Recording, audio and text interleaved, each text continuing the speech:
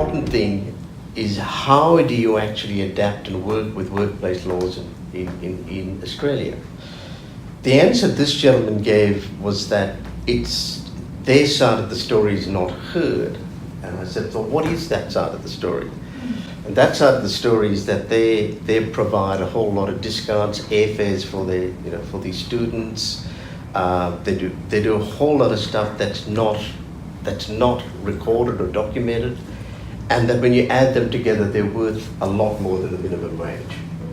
And I think that is a surprising point of view, but I think you'd agree. We hear this from a lot of our colleagues.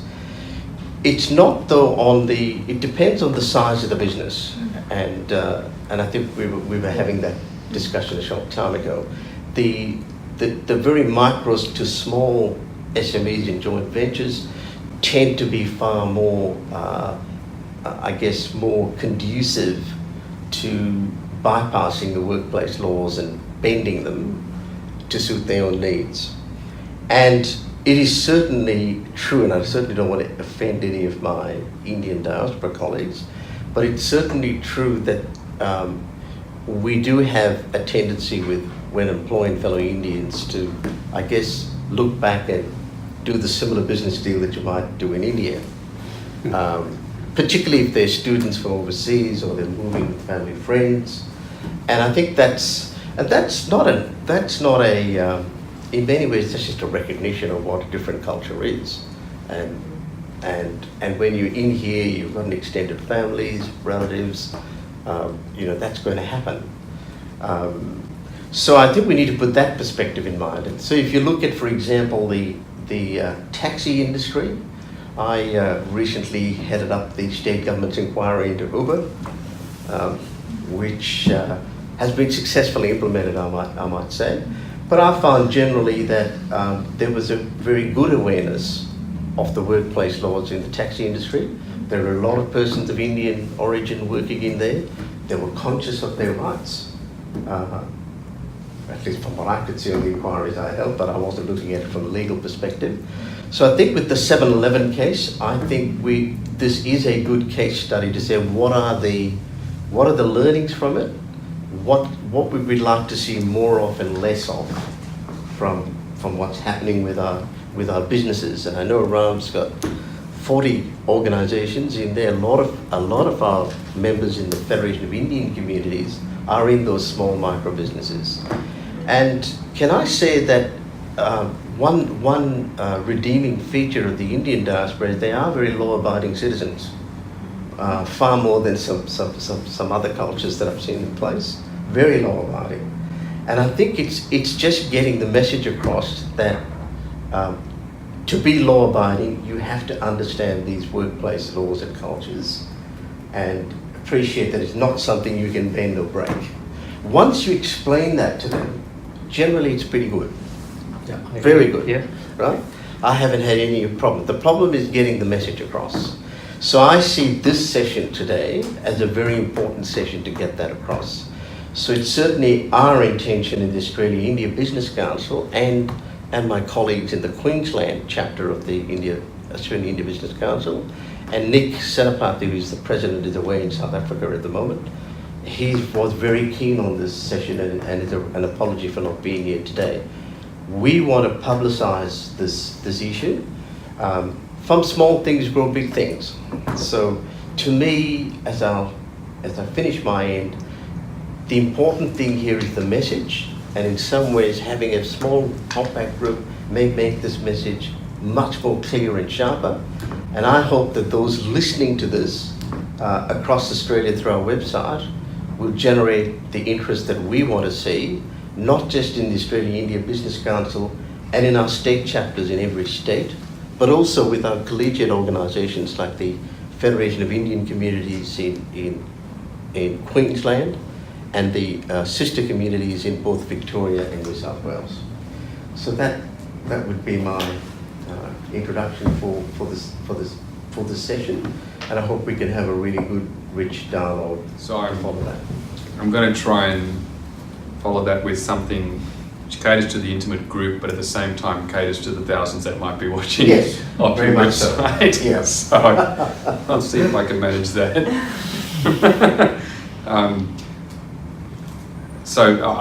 I'm following on what Jim said. Firstly, I should just say Maurice Blackburn is really pleased to host this event, and we want to raise awareness within cultural spaces, and that's partly because of what we do. We represent people all across Australia. We have 32 offices. We represent people that are injured at work, injured generally in superannuation and insurance disputes, wills disputes, and of course employment law disputes, which is what I do. And we've been around for 99 years, so we've got a long history. The 7-Eleven underpayment scandal is probably the single biggest employment law scandal in Australian history. If you just look at the quantum alone, it may never have come to light if it wasn't for the investigative work of Adele Ferguson at Four Corners. I just wanted to briefly talk about three things, and there will potentially be a bit of overlap with Natalie, but I don't think so, because we've had a discussion and she's going to come at this from quite a different angle. I wanted to talk about a pro bono scheme we set up to represent underpaid 7-Eleven workers, firstly. Then secondly, some of the legal changes or changes to the law that came about directly in response to that scandal. And thirdly, what we think as a firm and what I think is needed for the future to stop this from happening. When the scandal broke, there were massive amounts of workers that came forward and came to us, in fact, seeking assistance. Many of these people were international students. We estimate that probably about 80% of them were Indian nationals or of Indian origin. That's a very high percentage of people. They wanted pro bono assistance, and we ended up creating a scheme to represent them on a pro bono basis. We do some significant pro bono projects. We've done quite a few, and we thought this was one where these are people that are particularly vulnerable. They run the risk of deportation for working outside of their visa conditions. They're scared for other reasons, and they need the assistance of a lawyer to go forward with the claim. They often worked in small shop fronts at the mercy of the owner, where there were threats and actual incidents of violence towards them for speaking up. And some of them were working for family members, and those of us in the room that are of Indian origin, and this is not to say that it is different, or I'm not contrasting this with any other culture or religion, but within the Indian community, I know this as an Indian-born person in the Indian community, family is absolutely paramount, and there's a particular place it has within society, and to take legal action against families would be seen as heretical almost. So it was trying to deal with all of that is a very difficult thing, and that's why we offered the assistance that we did. And in the end, we represented 119 claimants, and we've claimed nearly $6 million in compensation for them.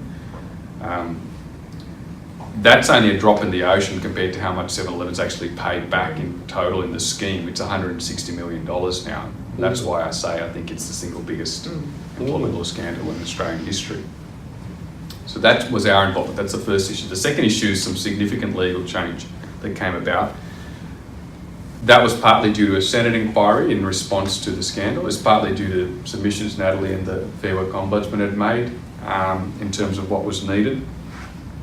And it was already the case that it was unlawful under the Fair Work Act to underpay, breach of the fair minimum wage, the national employment standards, and awards, and 7-Eleven workers were covered by awards.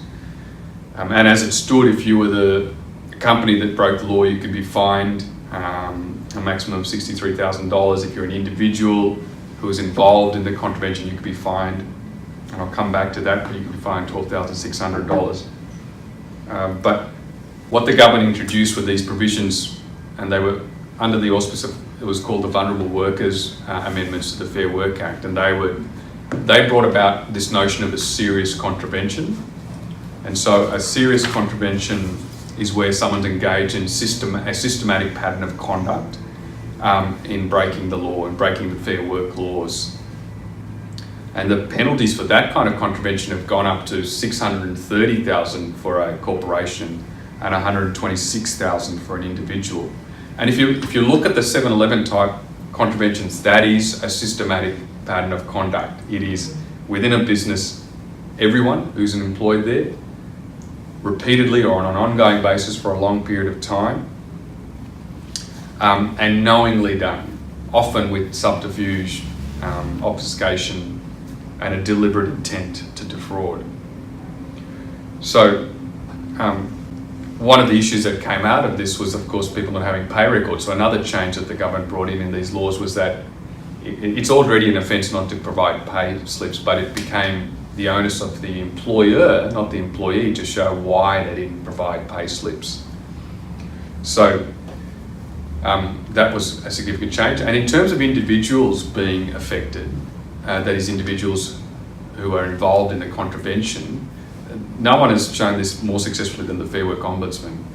So Natalie, I don't mean to keep kind of stealing your thunder on this, but... I'm very happy. Yeah, well, the FWO really has been incredibly innovative and successful in prosecuting, and you'll tell me if I've missed anyone, Natalie, human resource managers, accountants, company directors, I'm not sure, perhaps even lawyers, or at least you would have pursued lawyers. That's on my list. On your list, where next? Who have been involved in contraventions of the law. So that is, they've assisted or aided and abetted people, companies, employers from contravening the law. So those were the changes, significant changes that came about. The third thing I wanted to deal with was what might lead to improvement. And I appreciate, I'm speaking as a lawyer, we're law firms engage in prosecution and litigation. I'm not sure if that's actually going to solve all the problems. I think what's actually paramount, and I think Jim just echoes some of the themes that you put forward, it's education and knowledge. When you come to Australia, you get told not to bring foreign material, not foreign plants and wood in, and that's about it in terms of your education of Australian law. You're not told anything about Australian workplace laws. Yeah. You're probably told not to bring drugs in, but that's about it, right? Yeah, and everybody knows that's illegal anyway. Don't bring too much cash. Too much cash. But you're not told anything about Australian workplace laws. So that's whether, irrespective of whether you want to be an employer or an employee. There's no education at the source. There's no education on arrival. There's no education in the tertiary institutions where a large number of Indian nationals are coming for education, whether it be universities or colleges or otherwise. And the exploitation of international students is disgracefully high in this country. And so there needs to be education on all those levels of rights and responsibilities. And it's something, of course, the FWO has promoted, having access to knowledge in different languages, and that's part of the solution. But I see this as part of that education process. Because the level of migrant exploitation in this country is simply appalling. I say that with a very heavy heart as the son of a migrant family myself. It is unacceptable, and the reality is, and I say this, I'm speaking to all those people that have a look at this, we can be better. We can be much better, and we should be, and that's what we should be aiming for. So that's my hope, that we've started a conversation today that progresses on. We confront the issue rather than pretending it doesn't exist, and we do it together. That's all I wanted to say, so Natalie, I'll hand over to you. Well, thank you, and thank you to both of you for your introductory words.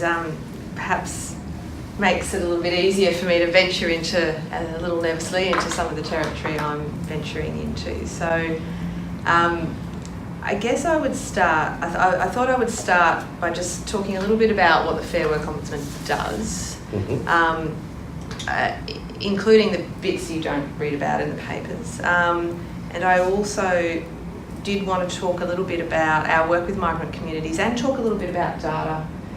So what we've done in preparation for this is pulled some of our data about what we know about the Indian-born people who come across our desks, so to speak, which is not necessarily indicative of your whole community, and we'll talk a little bit more generally about who comes across our desks. But to move quickly to the Fair Work Ombudsman, we are Australia's national workplace regulator.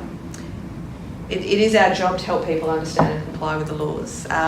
What you read about in the papers tends to focus on the worst cases, and I'm going to talk about one of them that we put a media release out just today, involving the exploitation of an Indian cook by a Western Australian employer, which is probably one of the most egregious that I've talked about in recent times. But so of course you read about that, but we help 27,000 people every year. We have 16 million people come to our website each year to access education material on a website that now automatically translates into 40 different languages. The automatic translation is of course not the only language service we have. We have a lot of material designed specifically as in-language material for people for whom English is not their preferred or first language.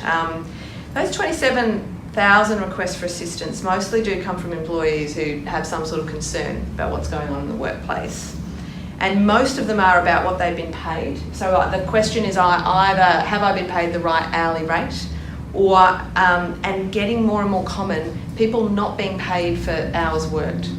So perhaps a day, perhaps certain shifts after closing, just not being paid for time worked at all. Giri talked about 7-Eleven, and so I won't dwell any further on that, but I was interested to hear your take on, 80% Indians, that may well have been right. We don't always have that kind of data, but we certainly saw a number of Indian, particularly students, as people coming to us for help, and Indian business people running the franchises as well. And we have taken 11 7-Eleven franchises to court. And yes, 150 million paid out to over 3,500 workers by 7-Eleven so far. In addition, we've secured over $1 million worth of penalties against these franchise operators for their unlawful conduct. One of the dynamics here in 7-Eleven was the fact that we had international students who had worked more than the permitted 20 hours a week that they're allowed to do during term, and a huge reticence to coming to the government for help. But there were other things going on here. That's one of the things that I'm keen to unpack with you tonight. And so, just going to some of our data generally about visa workers. So we're seeing visa holders coming to us in increasing numbers. So 5 years ago, visa workers were 10% of the requests for assistance we received. They're about 6 to 7% of the labour market, visa workers with work rights. So 5 years ago, they were slightly overrepresented.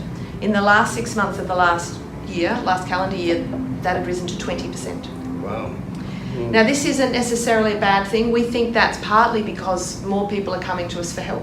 There are more visa holders with temporary work rights now than there were 5 years ago. But that's a pretty big increase, right? 20% of the people coming to us for help, they're 6 to 7% of the labour market. That's huge. They're a fifth of our business, if you want to use that terminology.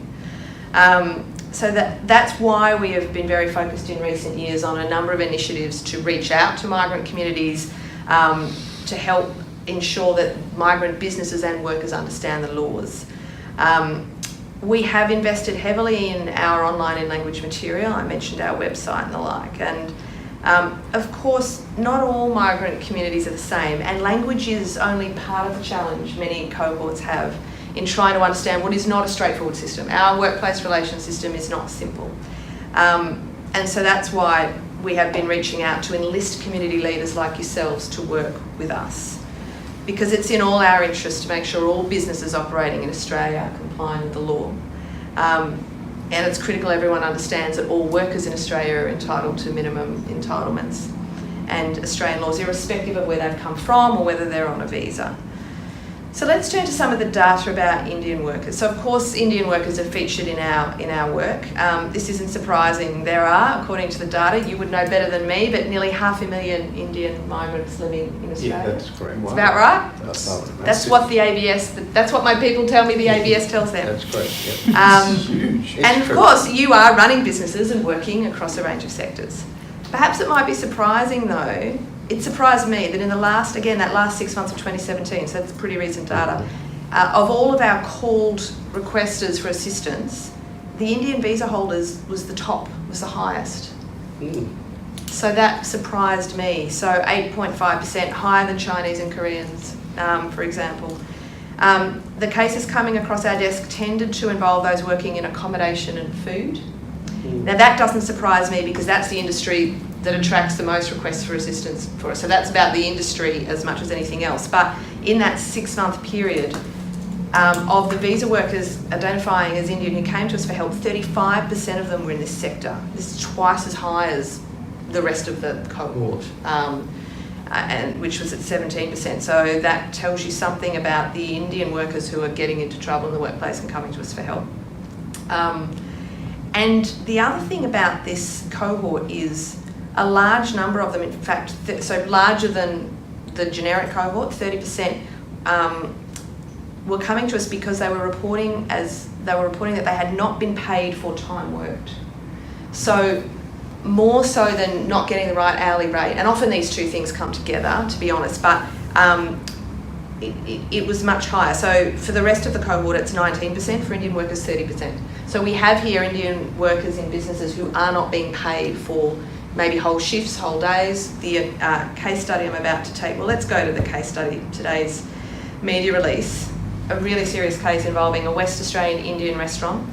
24-year-old Indian national on a bridging visa was not paid for 4 months. He worked for 4 months with no pay. He was hopeful of getting sponsorship. He was working 6 evenings a week as a cook and paid nothing for 4 months. We didn't mention this in our media release today, but I'm advised that to get him through this period, he took a second job, he took a day job. So he was working during the day in manufacturing and at night, 6 nights a week as a cook. Not sure when he was sleeping. Then one day, he rang to say he was sick and he couldn't come to work. And he was sacked. In a stream of abusive text messages, some of which were printed in the Western Australian paper today that had bits blanked out because the language was not very good.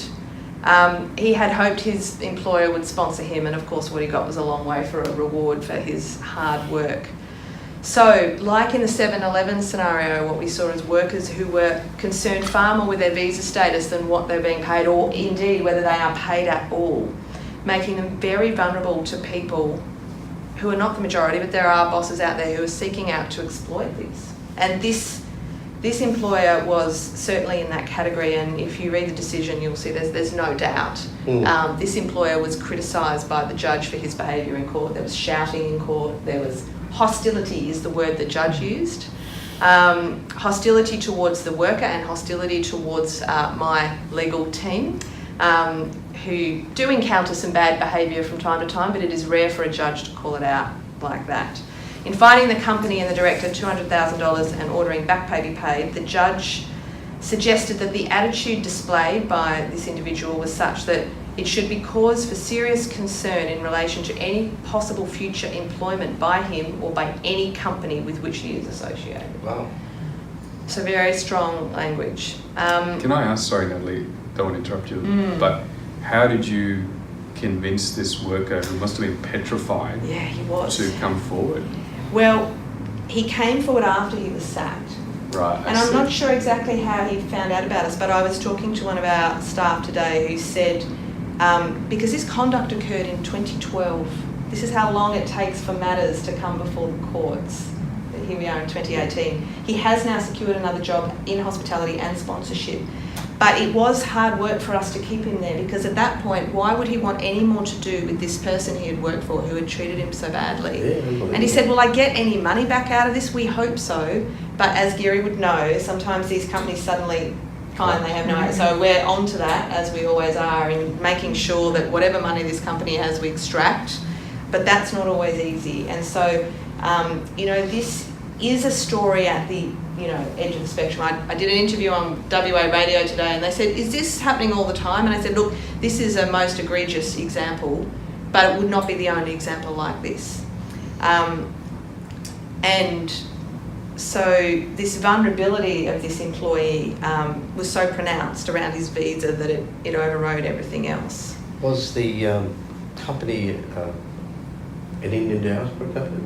It's interesting, that was my first thought, and I don't know the nationality of the employer. His name was Mackenzie, which may or may not tell you something, but I'm not sure whether that was part of the dynamic. There's no doubt he was a pretty bad boss. In fact, radio announcer said, "We might have found Western Australia's worst boss. He's running another business, by the way," which concerns me a little, but it might well create some future business for us.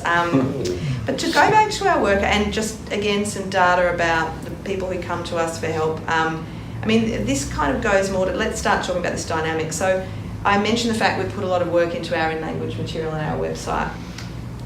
One thing that I was curious about, so I asked for data, was proficiency of English in the Indian community, in my experience, seems pretty good, and that's backed up by the data. 95%, according to the census, identify as being highly proficient in English, or indeed speaking only English, or speaking English well or very well. 95% is very high compared to some of the other groups that we deal with.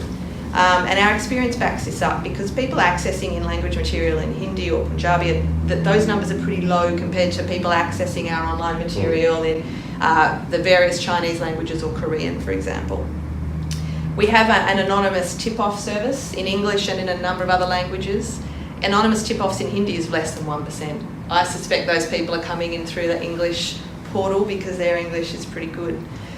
So if language isn't so much the barrier, which it might be with other cohorts, we are starting to get into questions around culture, which both of you have alluded to.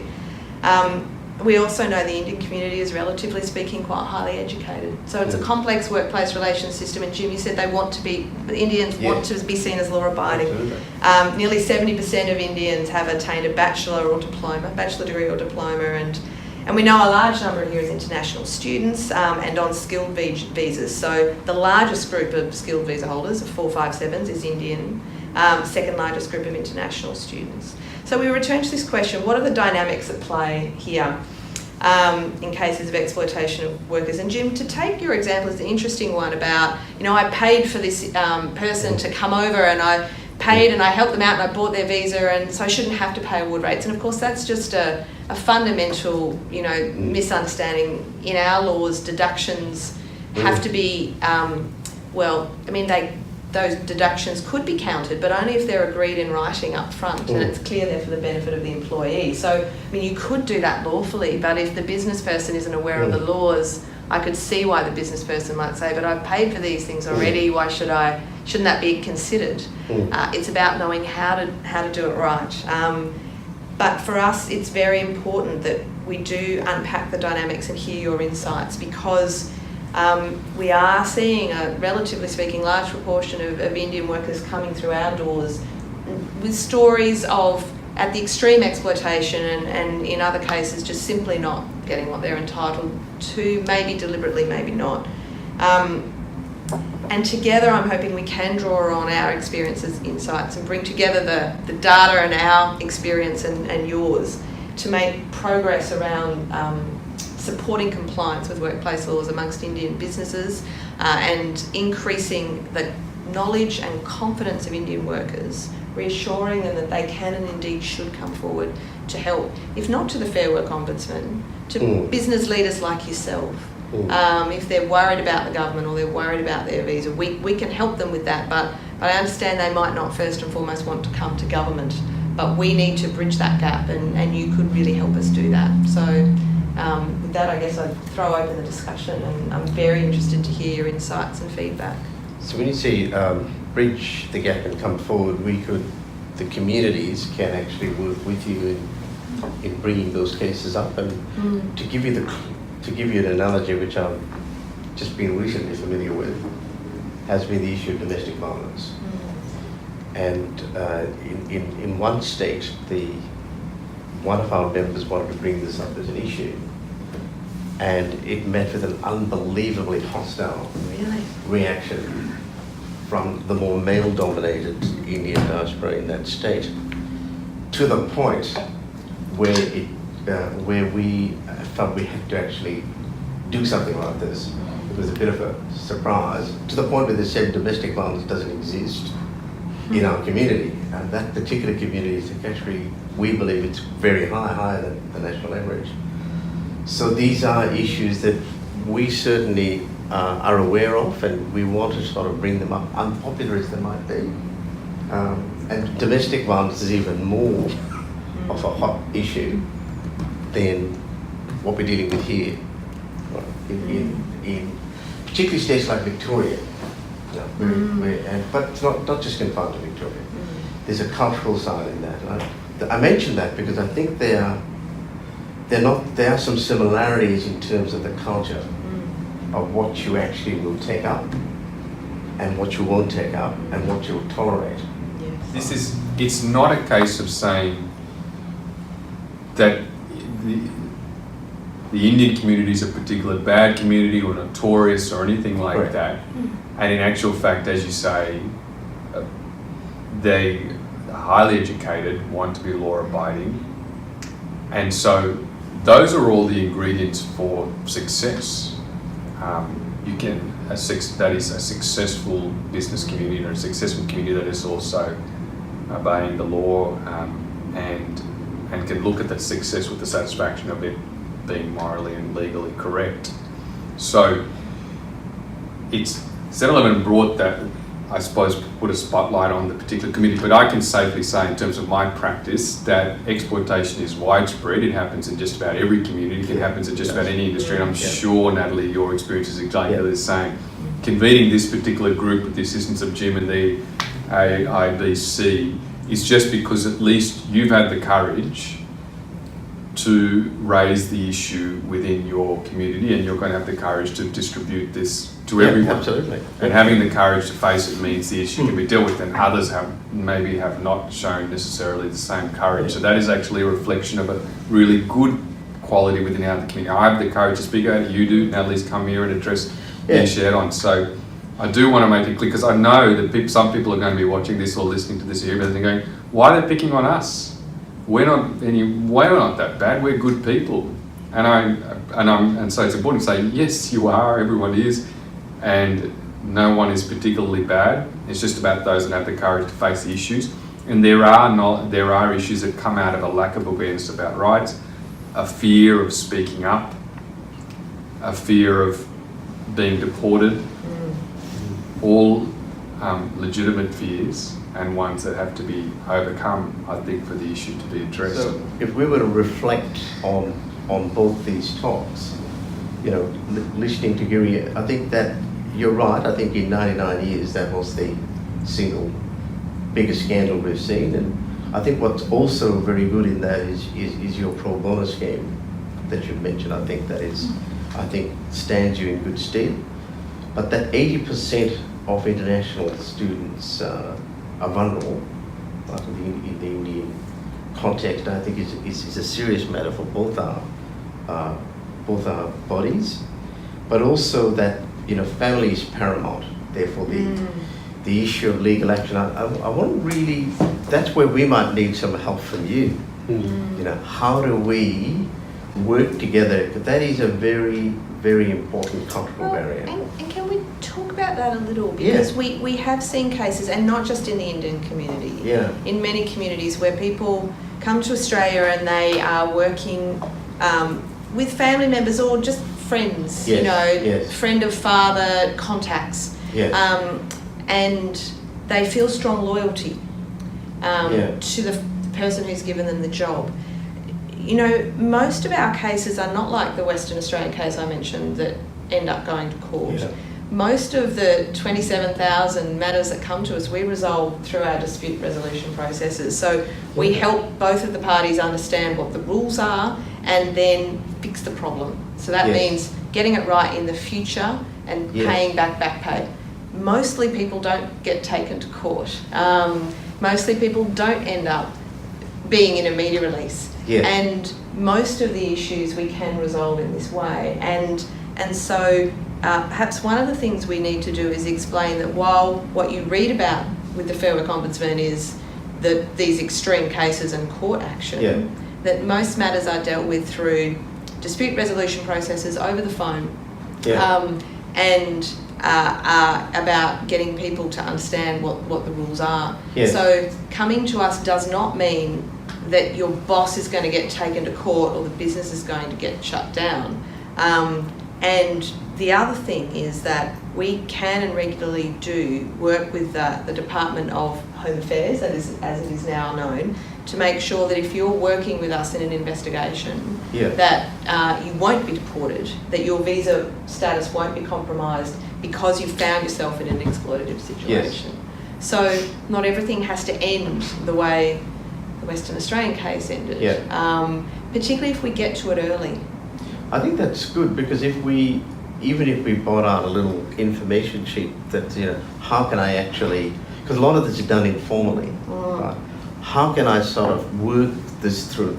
Ram's friend has come along and said, Jimmy, have you got a job for him? And I said, yes, you can come and help me in the local shop. A little guideline on how, not very bureaucratic, but keeps you within the law. I think some of that stuff is what our colleagues have been looking for. Because when they look at it, they see a maze of complex law that they just do now. Look, and we can help out with that, because we know we've done a bit of research about, so to move off the picking on the Indian community for a moment, we've done research about small and family businesses generally, and micro businesses generally are not very well supported when it comes to work laws. We know they're often overconfident about their level of compliance. They think they're doing the right thing. Often their advisors are accountants and, frankly, people who don't quite know what they're doing. And sometimes their reference points are what's going on in the restaurant or the cafe over the road. And that's problematic, particularly in hospitality, where we have a lot of non-compliance. And so we do have a lot of information and support that is simply designed for small and family businesses to help them get it right, noting that they often don't have professional advice. They probably can't afford even Giri at your bargain basement rates. And they're often not members of employer associations, but they may well be members of your associations.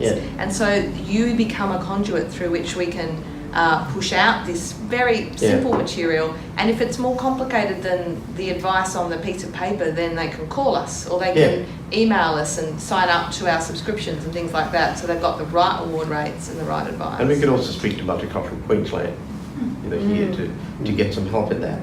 I think there's the carrot and the stick here, and the stick, of course, is there's 6 million in compensation and 160 million in a compensation scheme. Now that's pretty. If anyone listening to this, that is take note. That's a pretty serious. That's as serious as it gets. And I think the point about knowingly doing it, I think is a good point you made. That I think is very important that we take notice of it. But in terms of the improvements, I think education and knowledge, I think is really important, and I think we'd be quite happy to work for you. As a former Director General of Primary Industries and Fisheries, I can tell you we spend a lot of time getting, when you come into Australia, knowing what the biosecurity laws are. And we get very good compliance, let me say, regardless of what you say otherwise. It's actually a very well-run service nationally. So Natalie, when looking at your talk, I think it's been quite enlightening to see the broader work you do with migrants, the assistance in complying. I think your case study in looking at the visa holders, being, I think, a fifth of your workload is Indian. I think that's pretty amazing. A fifth of the workload is from Indian visa related. holder, and then within that cohort of called and that's visa from, holders, that's from a population of 27,000. It's the high, But that's a pretty, I think, amazing figure. And I think your case study that you put out in Western Australia, I'd like to look at that a bit more closely, also who the employer was.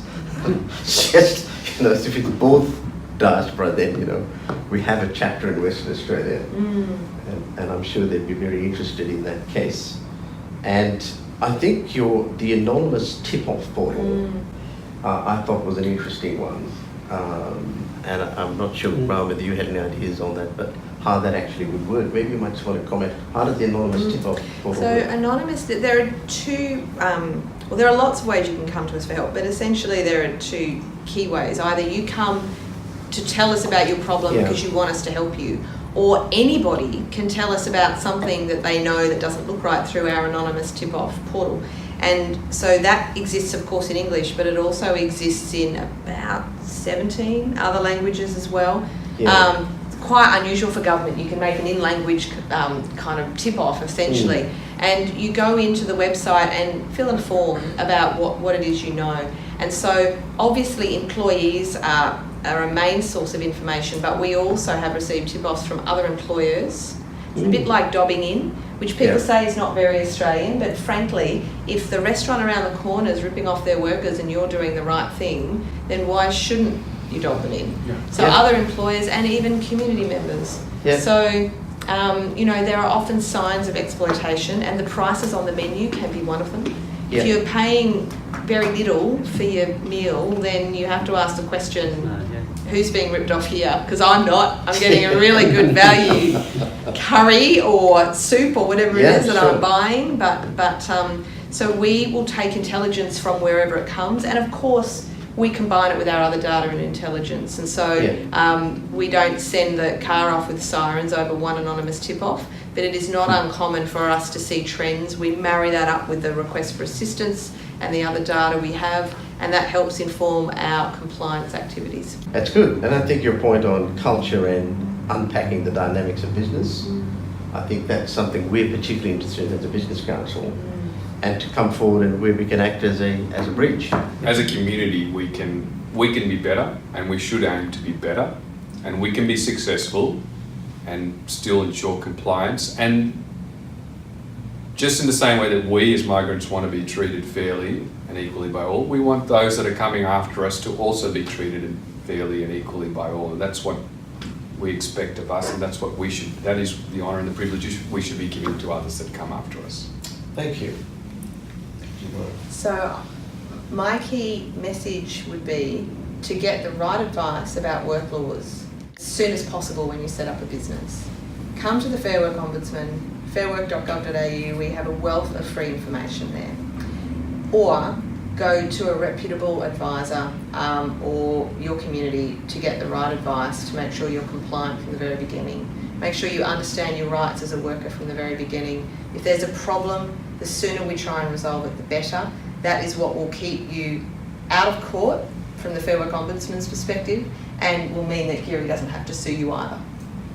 Well, thank you very much for that. That actually gives us a really good, concise message to the Australia-India Business Council. For those of you listening in all the states of Australia, this is a very important message to take home.